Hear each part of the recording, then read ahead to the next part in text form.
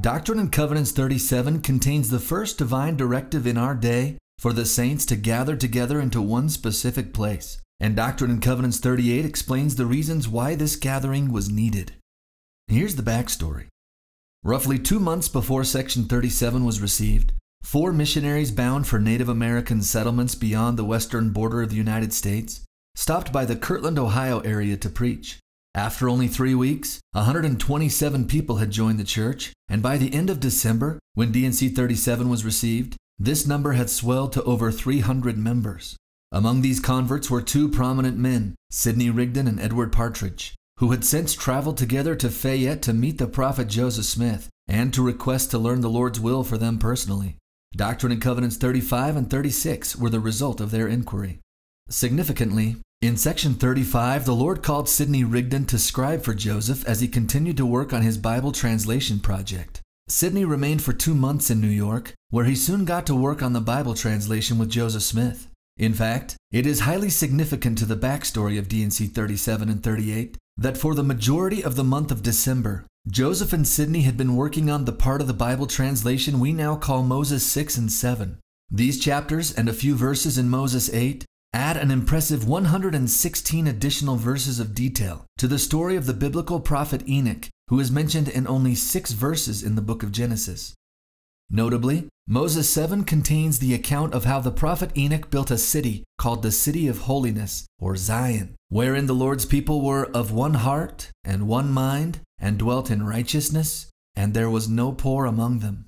They eventually became so righteous, in fact, that Enoch and all his people walked with God, and he dwelt in the midst of Zion. And then, in an unprecedented act, God received the entire city of Zion up unto himself. The account says they were taken up into heaven and preserved to return to this earth together with the Lord during his second coming at the beginning of his millennial reign.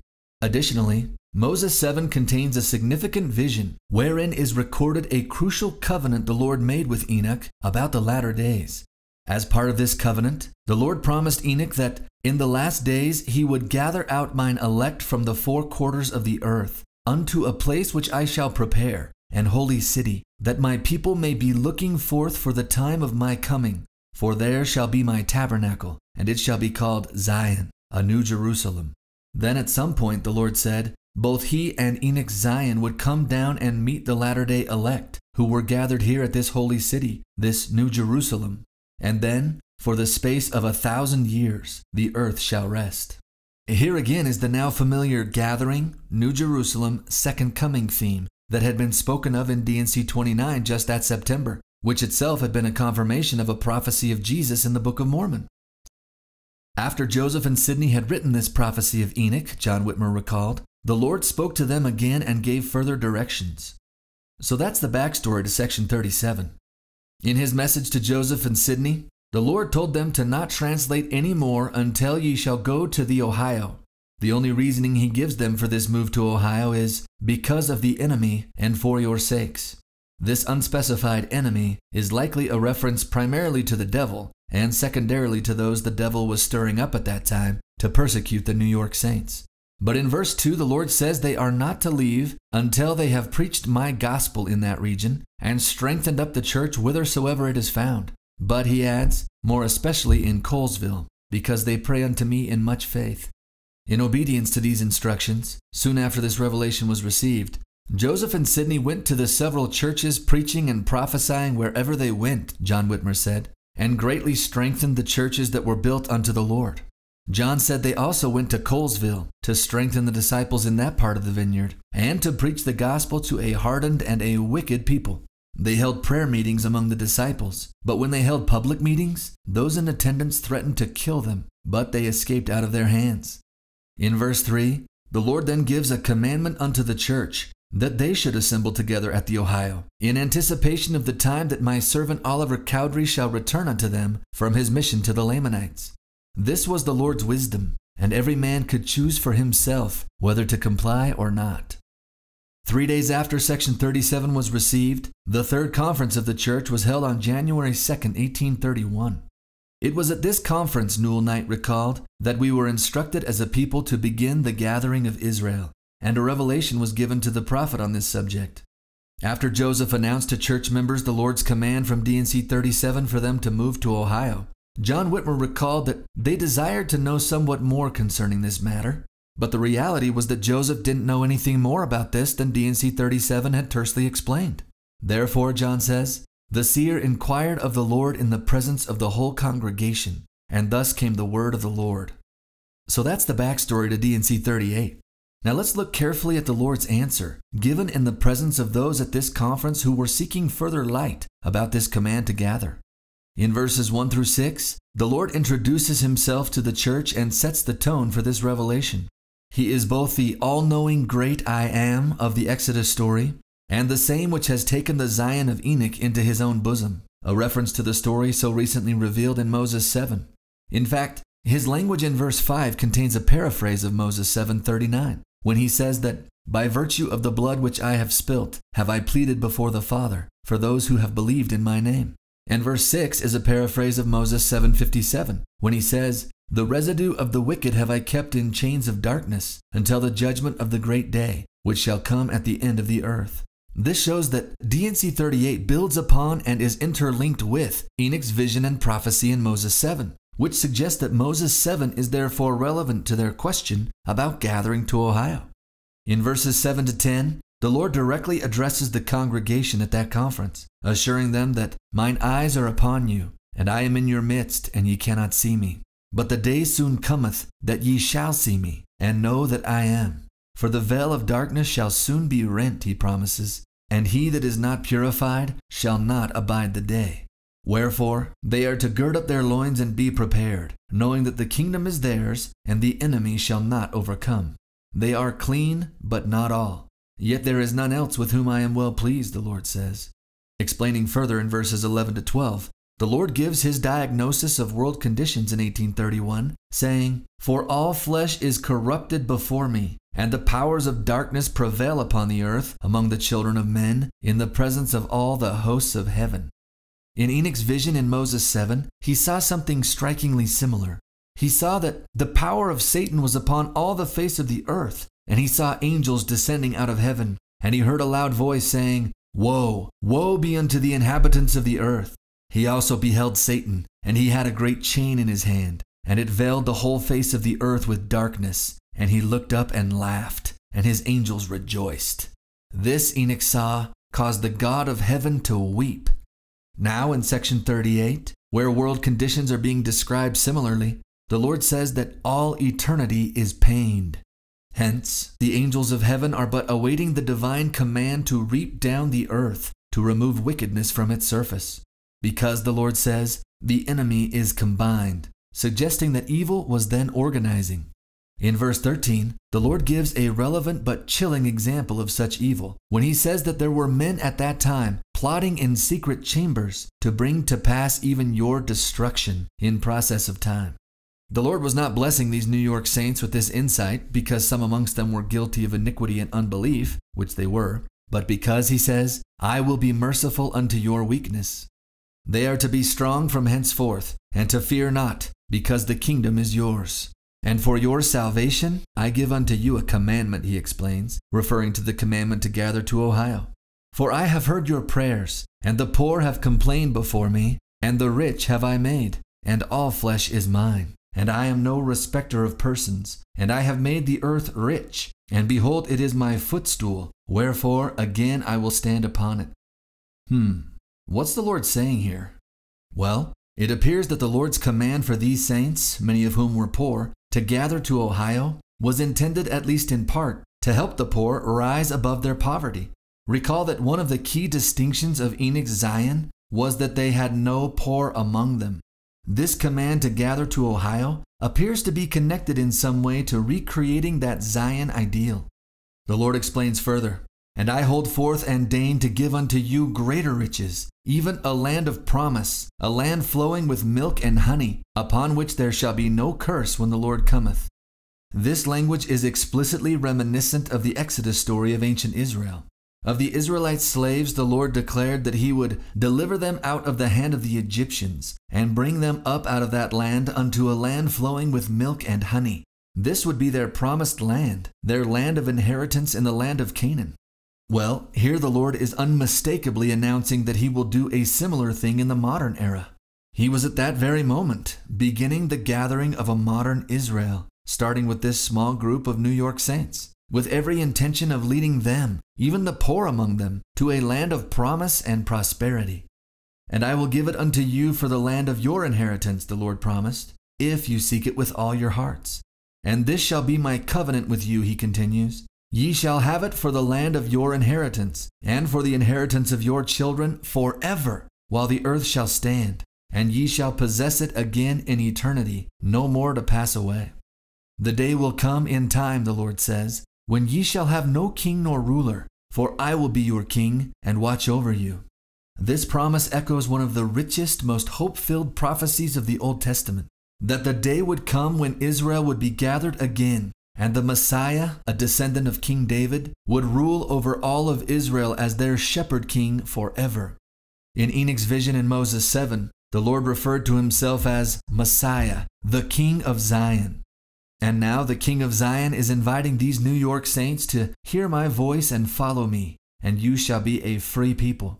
The day is approaching, he promises, that ye shall have no laws but my laws when I come, for I am your lawgiver, and what can stay my hand? In the meantime, he says in verses 23 to 27 that they are to focus their efforts on becoming more Zion-like. They are therefore to teach one another, which is key to becoming of one mind, to let every man esteem his brother as himself, which is key to becoming of one heart, and to practice virtue and holiness before me, which is key to dwelling in righteousness. To emphasize the second point, which is perhaps the most difficult to master, the Lord repeats it. Again I say unto you, let every man esteem his brother as himself, and then follows it up with a parable in the form of a question. For what man among you having 12 sons, and is no respecter of them, and they serve him obediently, and he saith unto the one, Be thou clothed in robes, and sit thou here, and to the other, Be thou clothed in rags, and sit thou there, and looketh upon his sons, and saith, I am just? This parable, he says, is even as I am. That is, he is like the father with 12 sons, who are symbolic of Israel. And he is, as he mentioned back in verse 16, no respecter of persons. That is, he does not arbitrarily reward some and not others. Rather, all those who serve him obediently can expect to be clothed upon with robes, not rags. That is, riches and royalty, rather than poverty and obscurity. This is another reference to what the Lord described back in verses 18 to 20, about how he intends to bestow upon modern Israel greater riches than any of them now have, even a land of promise, where they and their children will thrive forever, even in eternity. Therefore, the Lord concludes in verse 27, I say unto you, be one, and if ye are not one, ye are not mine. Here again he is underscoring the Zion theme of united hearts, minds, righteousness, and taking care of one another so as to eliminate poverty among them. This is Zion, and he is the king of such people. In verse 28, he returns to the warning he first raised in verse 13 about the enemy in the secret chambers who seeketh your lives. While it's true that ye hear of wars in faraway countries, ye know not the hearts of men in your own land, the Lord cautions. He's telling them these things because of your prayers. Wherefore treasure up wisdom in your bosoms, lest the wickedness of men reveal these things unto you. A likely reference to the wars of men just mentioned. But, he promises, if ye are prepared, ye shall not fear. In fact, it was so that ye might escape the power of the enemy, and be gathered unto me a righteous people, that I gave unto you the commandment to go to the Ohio. And once they get there, the Lord promises, I will give unto you my law, and there you shall be endowed with power from on high. Then from thence, that is from Ohio, certain among them shall go forth among all the nations, to assist in the great work the Lord has laid up in store. For Israel shall be saved, the Lord declares, and I will lead them whithersoever I will, and no power shall stay my hand. Here now the Lord's purposes for their gathering are in full view. First, these New York saints are to gather to Ohio to escape the increasingly hostile environment being caused by their enemies who are secretly plotting their destruction. Second, they are to gather to Ohio to become a Zion people, prepared for Christ's return. This will happen over time, once their divine king and lawgiver there gives unto them his law and endows them with power from on high. And third, The Lord will then send some of his empowered servants throughout the world to help save Israel among all nations. And all of this in preparation for his return to rule over all Israel as the King of Zion. Finally, verses 34 to 42 contain mostly practical instructions for these New York saints to begin the process of gathering to Ohio. For instance, certain men are to be appointed by the voice of the church to look after the poor and needy, to help send them forth to Ohio, as well as to govern the affairs regarding the property of this church. Those who own farms, he says, are to sell them, simply leave them, or rent them out, as seemeth them good. The Lord reminds them not to cling too tightly to their current property and possessions, since, when men are endowed with power from on high and sent forth, all these things shall be gathered unto the bosom of the church. And if ye seek the riches which it is the will of the Father to give unto you, he says, ye shall be the richest of all people, for ye shall have the riches of eternity. But, he warns, beware of pride, lest ye become as the Nephites of old. He commands every church officer and member to generally do all they can to prepare and accomplish the things which I have commanded. In terms of preaching, there should be the warning voice, every man to his neighbor, in mildness and in meekness. He then concludes by commanding them to go ye out from among the wicked, save yourselves, and be ye clean that bear the vessels of the Lord. In summary, as we consider the whole of this D&C 38 revelation, it is at once remarkable and instructive how strongly the themes of both Enoch's Zion and ancient Israel's Exodus story are woven together throughout it. Just as Enoch gathered his people out from among their enemies to one city, where they became a unified Zion people and where the Lord eventually dwelt among them, so the God of Enoch was now calling this group to gather out from among their enemies to one place where they could learn to be one and to qualify for the King of Zion to one day come and dwell among them.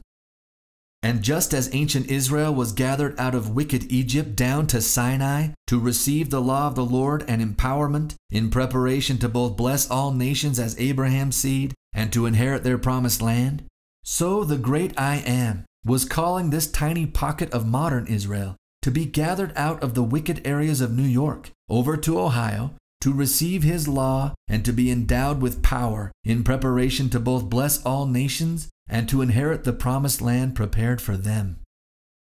But the present reality for these New York saints was that, in spite of the inspiring themes and lofty promises of D&C 38, uprooting themselves and their families to gather to Ohio would still require an immense amount of sacrifice. John Whitmer recorded that after the Lord had manifested the above words through Joseph the seer, there were some divisions among the congregations. Some would not receive the above as the word of the Lord, but said that Joseph had invented it himself to deceive the people, that in the end he might get gain. John concluded that this was because their hearts were not right in the sight of the Lord, for they wanted to serve God and man, which under the circumstances was not possible. But to their credit, most of the saints accepted that the Lord had manifested his will to his people. Therefore they made preparations to journey to the Ohio with all that they possessed to obey the commandment of the Lord.